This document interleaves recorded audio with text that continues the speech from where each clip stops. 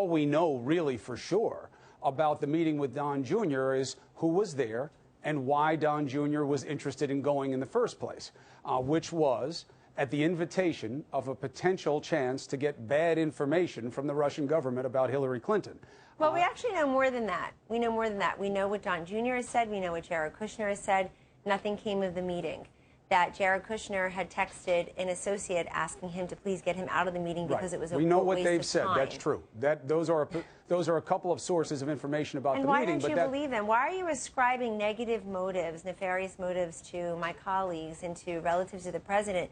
But we're not looking at the evidence we have about, well, you're saying that's what they said. Yes. What is leading us to believe it's not true? Again, as campaign manager, I never had to go as far as Moscow to find anything negative about Hillary Clinton. I just listened to Hillary Clinton. I understand. She was like a walking treasure box of negative information. She had no uplifting message, no optimism. And she didn't even run a good campaign. And even Van Jones, your colleague at CNN, says she lit $1 billion on fire. I agree with him. Well, but regardless of who won the election and how Hillary Clinton handled herself and handled her campaign, it's all irrelevant to the questions of Russian interference. That's not true. Of course they are. If we're going to talk about the election, we should talk about it. No. I'm not talking about the election. I don't even think the word came out of my mouth until you brought it up. This investigation is not about Russian interference, though. You know that, right? You're talking. I think it is exactly about that. I think one of the reasons that this meeting is so troubling is because what the president had called a hoax and a witch hunt is now demonstrably not that, because Russian people reached out, and not like citizens, not like just good people from Russia, but, Chris, I have to ask a lawyer again, with very specific contacts reached out to his son. I mean, no one with any type of credibility has said that a single thing that happened affected the election outcome.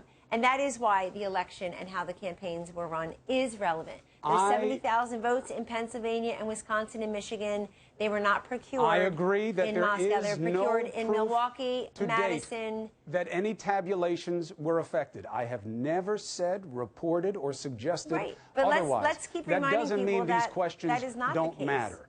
And what I asked you about initially was not, what do you think about that meeting Don Jr. had, but it was that the special counsel suggesting that the reporting about the special counsel that's latest suggests that he's looking into the financial information of people who may have had dealings with the president. The president had said that's too far.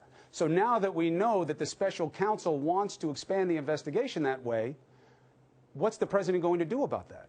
Chris, the reason the president said that his financials should not be looked into is because of what I repeated to you already, which is he says he has no financial dealings in Russia. Understood. The Miss University pageant went there, happened to go there. His boys have said, his sons have said they don't do any business in Russia.